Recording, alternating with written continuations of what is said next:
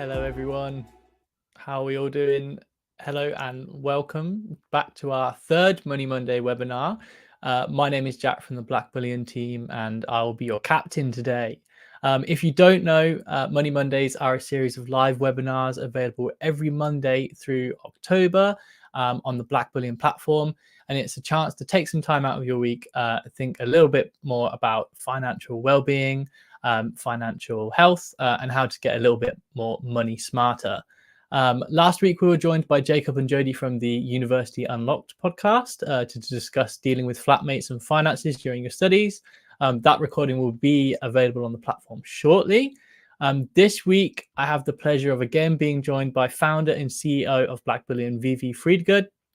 Vivi is joining us to talk about interest rates, and this is a session that I personally have been looking forward to because I have a lot of questions myself about interest rates and I don't quite fully understand. So welcome to the stage, Vivi.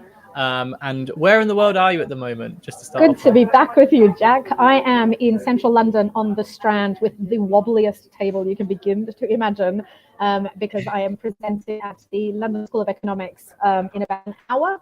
So I am here having a cup of coffee and talking to you. Amazing. Great. Right. Well, without further ado, I will kick us off. So obviously today's session talking about interest rates and explaining everything to do around interest rates. I thought I'd start super simple with what is interest? Yeah, it's the right question to be asking. So what is interest? Interest is, depending on who you are, either the reward that you get for saving or the penalty that you pay for borrowing. So interest means different things to different people, but if you're borrowing money, then interest is the penalty, and if you're saving money, the interest is your reward. Okie dokes. And then a term that I hear quite a lot as well is the term compound or compounding interest. What is that?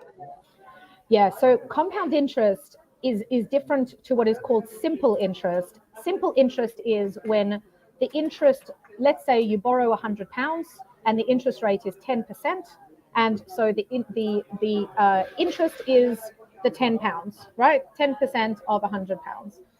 That's what simple interest means. Compound interest is when interest is applied not just to the £100, but also to the £10. I like to think of it as interest is money going viral. So if you put something out on the internet, if you put something out on Instagram and I like it, right, then that's simple, right? If I like it and then somebody else sees it and then they like it and somebody else sees it and then they share it and then the next person shares it and the next person shares it, then that one share has turned into loads more people. It becomes viral and you've got loads more people viewing it, even though you yourself haven't done anything different, right? That's all that compound interest is. So it's more interest that's applied on top of more interest, on top of more interest, on top of more interest. So you have what's known as the capital, so the £100. Then you've got the first interest rate, the first interest that's applied, which is the £10. And now you've got interest being applied to £110, not just to the 100. So if you think about it as money going viral, good for you if you're saving, bad for you if you're borrowing. And that's all compound interest is. Yeah. I've never heard it. I've never heard it referred to like that before, sort of as something going viral. But when you think about it, it does completely make sense. You know, it's like sort of almost like network effects. Exactly. My next question, this is something that you sort of see a lot when you consider sort of loans or savings, and this is an interest rate. Are you able to explain what an interest rate is? Yeah, the problem with all these words is they all sound similar and they all mean slightly different things. So the interest rate is the percentage that is being charged. So on that £100, 10% means that the 100 is then the interest. Let's say that if you're saving, the 100 is the interest that you're receiving, but it's a 10% interest rate. So it is the percentage that is applied to the capital, which is the original amount of money. And then the result is the interest that you get. So the interest rate is how you calculate the interest out of the capital. Okay? So that's all it means. That's all it means. And then another term that gets thrown into the mix quite a lot, and one that you might hear pop up on the news every now and again, is a base rate. Are you able to explain sort of what is the base rate?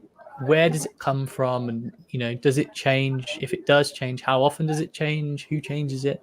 Sorry, there's What's quite a lot going of on with questions the in base there. rate? Yeah. What is the base rate? Where did this come from? So it's something that we hear of a lot as well, because the base rate is established by the Bank of England, which is the central bank of the United Kingdom. It's based actually just down the road at Bank Station, which is where Bank Station gets its name from. And it's not actually that complicated the way that they do it. There is a group of people called the MPC, the Monetary Policy Committee. They get together in a room and they decide what the rate is going to be. Now, they take in all sorts of contributing factors like inflation, and they make a decision about whether to increase the base rate or lower the base rate. So the base rate is just the rate of the Bank of England. The reason that they raise it or they lower it, and they do this on a monthly basis, is based on inflation. And what it means is that this is the amount of interest that the Bank of England pays other banks. So the Bank of England, for example, Halifax, let's say, will give the Bank of England £1 million, and the Bank of England gives Halifax an interest rate, and that interest rate is the base rate. Halifax will then determine how much they give you for your interest based on what they are getting. So if they are getting 5.25%, which is what they're currently getting from the Bank of England, they will give you 4%, and the 1.25 is what they keep as profit. And that's all the base rate does. It establishes the base rate of interest. It sounds a lot more complicated than it is.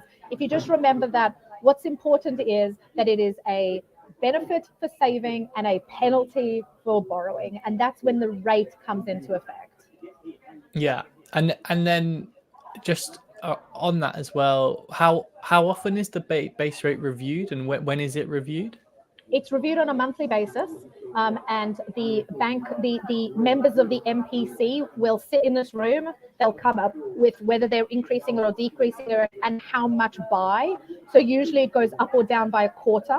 But when conditions are more difficult, it could go up by a half, which we saw earlier in the year post the pandemic. And then they come out and they announce it. So if you ever want to meet your favorite economics editor for the newspapers, just hang outside the Bank of England when they announce their base rate. And then the members of the MPC put out a statement to say how many people thought that it should go up, stay stable, or go down. And this happens on a monthly basis. I see. You just mentioned it there, Vivi, as well. The two big I words, interest and inflation. I wanted to ask you, what's the relationship between interest and inflation? Yeah, so interest and inflation are best friends and worst enemies. So they're very, very, very interconnected. The primary objective of the MPC, the Monetary Policy Committee, is to keep inflation at what's known as a target level. The target level is usually between 2 and 3%. And inflation, hopefully many people know, but it is quite a complex issue, is how much things are costing now compared to what they used to cost. So as inflation goes up, there is pressure on the MPC to raise interest rates in order to slow down inflation. So the higher inflation, usually the higher the interest rate is in order to push it down. And if inflation is very low, then interest rates can be brought low as well. So they are directly connected. They are also supposed to be directly connected the other way, so that if interest rates are brought up, inflation comes down, but that's not what we're currently seeing for a whole range of issues. So they're best buds, but they don't always get along. Yeah, sure. And it's always tricky to not, we won't go too into the weeds with this, talking about, why interest is, or inflation is currently high, but interest rates have not come down. Like we were just talking before this about how we can get really nerdy and really into it. But I think for the sake of today's conversation, we'll try and steer clear of those topics. Yeah, but if anyone wants to get super nerdy, DM us on Instagram. Yeah, of course. And we'll do a whole thing on inflation. It's a great opportunity. Wherever the chat is, remember that you can put a little nerdy question into the chat for Vivi if you would like to have a question answered. Nerd away. One of the things I wanted to ask you was, how does interest affect my student loan, and is it something that I should worry about? So is it something you should worry about? No, certainly not while you're studying. Does it impact your student loan? Yes, it absolutely does. but I wouldn't necessarily worry about it until you graduate. So we need to distinguish between two different types of student loans. Oh my God, this table is terrible. Two different types of student loans. So the first student loan is anyone who started before this academic year. So if you started in September 2023 for the 23-24 academic year, you are on a new system to the people that came before you. The people that came before, the way interest is calculated for those students is it's CPI, which is the consumer price index, which is effectively inflation, plus a sliding scale up to 3%. So if you are a high earner, you will pay 3% plus CPI. One of the changes that has been made to this batch of students who are starting in 23-24 is that the interest rate is only CPI, not CPI plus 3%. The challenge is that CPI at the moment is incredibly high. It's about 12%, and the government has decided to artificially hold the rate a lot lower. So the interest that's being applied is closer to 7%, but that is still quite a lot of money. So yes, it impacts on your student loan. Bear in mind, interest starts applying to your student loan from the moment you get your student loan, not the moment you graduate. The loan starts acquiring interest from the moment you receive it. But up until graduation, I wouldn't worry about it. Once you graduate, you want to start thinking about this stuff, but don't worry while you're studying. And you just mentioned just then, it's the batch of students for 23-24 are now on the new student loan repayment plan, which is Plan 5. Exactly. Yes. Undergraduate students who are doing their first year are on a new regime to students that started last year or before. That's correct. Yeah. This is quite a good one as well. Like, this is one that's very interesting. How can interest work against you, and how can you make it work for you? Yeah. So Einstein, who was at least as big a nerd as you and I, Jack, said that compound interest is the eighth wonder of the world. But that's only true if you're earning it. So if you are saving and interest is high, like it currently is, then interest works for you. You save £100, you get 5% interest. So at the end of the year, you have £105. And the year after that, even if you haven't added any money, you now have £108. My maths isn't brilliant in my head. And so on and so on and so forth. It works against you. It's a penalty when you are borrowing money. The rate at which you borrow money is almost always higher than the rate at which you're getting money, because the difference between the two is how banks make their profit. So interest works for you when you save, it works against you when you borrow. But the function is the same. It's money gone viral, but it's either working for you or it's working against you. So when you're borrowing, you're paying a penalty, which is getting bigger and bigger and bigger. And when you're saving, you're getting a benefit, which is getting bigger and bigger over time. Yeah, sure. And you know, not to plug our own platform, but there are some really good learning pathways on interest, savings, debt as well, that covers all of those topics that even I, you know, when I tried them out, I found them useful as well, even in my old age, which I am not. So, old age. I love it. What is currently considered to be a good interest rate for savings accounts currently, Vivi? So you should, if you're looking for a savings account, you should be hunting around at the moment. Really, you should be getting anything over 3.75, 4%. You should be getting fairly easily. If you're not getting that, swap accounts. Don't be loyal to the banks, because the banks are not going to be loyal to you. I promise you that. If there is a bank account that is offering more and is FSCS protected, we must make sure that we say that. If it's a dodgy bank that's offering 10%, your money's not safe. So always check for the FSCS logo. But as long as it's got the FSCS logo, go for the highest interest rates that you can, move your money. The banks have made it easier because they had to by government law. They've made it easy for you to move your money around. Don't stay loyal at 2% because you can't be bothered, because the amount of money that you're losing is going to be significant because interest rates are currently high. We haven't seen interest rates like this in 15, 18 years. So take advantage of them. If you've got credit card debt or any other kind of debt, then also consider moving it onto a lower one if you can. But don't be loyal when it comes to your savings or your interest. Move around wherever's best for you. Just be aware of penalties. Yeah, really good advice there. I think that's one of the things that I think everyone should sort of pay attention to is don't just stick with your bank because you've been with them for a while or your mum and dad have banked with them. Like, you look around, see what's best in terms of interest rates, and then go for that, as long as it's, you know, a reputable bank and it's FSCS protected. Absolutely. Swiftly moving on, that Yeah. crazy, we're doing amazing for time today. We're Yeah, trailblazing. We're already onto the quick fire round, Vivi. Oh, I have a new batch of questions for you. Obviously, you let's do you it. are a returning guest on the webinar. So the first question is, what is your all-time favorite money saving tip? My all-time favorite money saving tip is to pay yourself first. So I always joke with students that I don't even know who the current chancellor is. I used to say Rishi Sunak, but he's obviously not the chancellor anymore.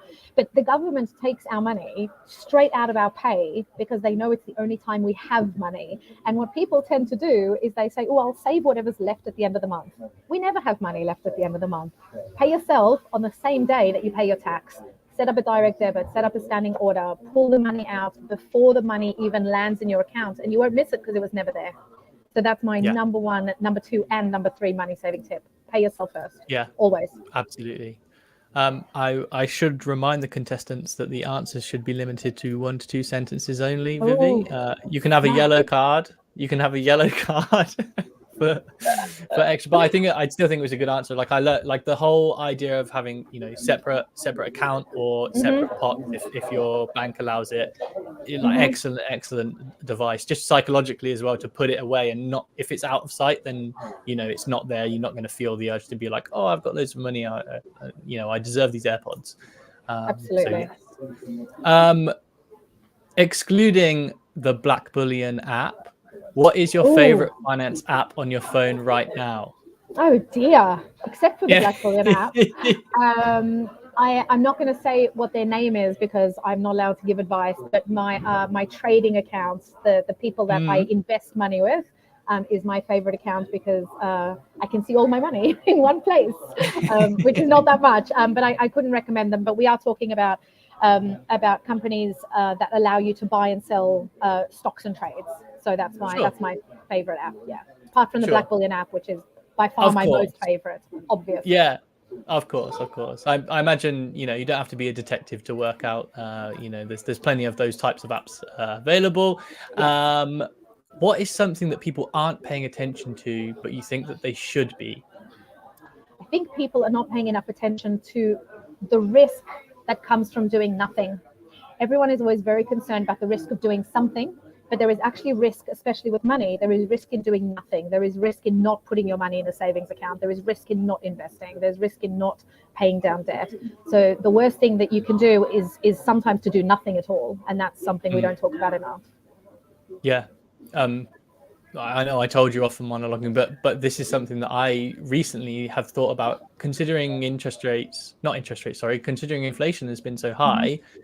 It's really, like, poignant. If you just have cash sat there, it's actually devaluing, you know, like you're better off putting it into a savings account or something similar so that it can appreciate over time and help sort of fight against inflation. If it's just sat there, then even though it doesn't look like it, its value can be diminishing. So that's something I've come across recently as well. What's the best personal finance book that everyone should read? I cannot recommend enough The Richest Man in Babylon. It is a fable. It's an old book. I mean, I don't know how many hundreds of years old it is, but it's a story of money. It's the story of the world of money and how to make it work best for you. And you can probably even get it for free now if you just look for the PDF online, because it's a super old book, but everyone should read it. It's a miracle of personal finance. Amazing. That's a little hot tip as well. Maybe search for a book title with .pdf on Google. Yeah, seriously. The old books are all out there for free, so read them. Yeah. What's the best resource or technique to better understand financial jargon? So there'd be two. The first is read the financial press. I don't mean like necessarily the FT, but you can get this stuff anywhere. Understand what's going on in your world. This stuff impacts on you all the time in ways that you don't even understand. And then Investopedia and sites like that will help you break down some of the jargon. But just get comfortable with the world of finance. You are not exempt from the world of finance just because you're not paying attention to it. So get knowledgeable on this stuff. It's worth it. Yeah, absolutely. Yeah, I completely agree. Last final question we have you today, Vivi. What financial advice would you give your past 16-year-old self? I would tell myself to not worry so much about getting everything right at 16, 17, 18, 20, 25. In this world, we're going to be doing a lot of jobs, we're going to be doing a lot of careers, we're going to earn a lot of money over a long period of time. You're going to be learning all the time. Don't worry about getting it right off the bat, because it's not going to happen and you'll stress yourself out for no good reason. Yeah, I think that's just good all round of advice as well, really, isn't it? Like don't stress out. And I know that we're on a clock, but can I say two things, even though they're outside of our thing? The first I one will is, allow it. will you allow it? Thank you, Judge. Two things. The first is the number 72, which is really important when it comes to interest. 72 divided by the interest rate will tell you how long it will take for something to double. So if you have £100 in savings and you're earning 7%, that £100 will become £200 after 10 years. 72 divided by the interest rate. It's approximate, it's a good rule of thumb, but it's a really good way of thinking about the value of your savings or the value of your debt over a period of time. So the higher the interest rate, the faster the money doubles. Great when you're saving, terrible when you're investing. The other thing, point number two, is you will see a lot of things of the acronyms APR and AER. APR, think about the P as meaning pay. So it's debt. You want that to be as low as humanly possible. APR, you're going to be paying it out. You want to keep it low. AER is money you're going to earn. So you want to have it high because it refers to savings. So don't worry about what these things mean from a jargon perspective. Think about how they impact on your life. APR, the P is for pay. You want to keep it low. AER is for earn. You want to keep it high. Those are my three little teeny little tips. Thank Amazing. you, And I'm glad that I allowed them at the end as well, because they were Appreciate actually, really good little nuggets there at the end. Unfortunately, we have come to the end. Obviously, these webinars they fly past. They Like do. it feels like we literally only just started. If anyone would like to learn more about the Blackbullion app, then they can click on you can scan the QR code. I don't know where it appears, Vivi. It's different It's for next to everyone. me. It's under me. It's somewhere down here. But that will take you to the app.blackbullion.com landing page. The app is available for Apple App Store and the Android Google Play Store as well, so you can have a little play. See what you like it. Leave some feedback. We're always love to have some feedback from people using the app. Vivi, thank you. It's always good to have you on the show. It's always nice to have you come along, and Thanks, I really Jack. did enjoy today as well. I enjoy every session, but genuinely today I had actual questions about interest, because I think it's something that, even though you can understand a little bit about, but something will always pop up, like, oh yeah, compound interest, or like base rate, or something pops up in the news, and you think, oh, I don't, that throws a bit of a spanner in the works. I don't really know about that. So I think it's always good to just go back to basics sometimes and just sort of get these questions sort of like knocked out and answered, and sort of reiterate them. Because regardless of your sort of your financial comprehension, it's good to have a refresher every now and again. So Absolutely. thank you for joining, Vivi. Thanks for having me. And thank you everyone in the audience for joining. I will see you next week. And we have Alice Tapper joining us to talk all about buy now, pay later, which will be a good one. You don't want to miss this one. That is definitely sign up for that one. But thank you very much, everyone. And I'll see you next week. Thanks, everyone. So bye. Bye-bye.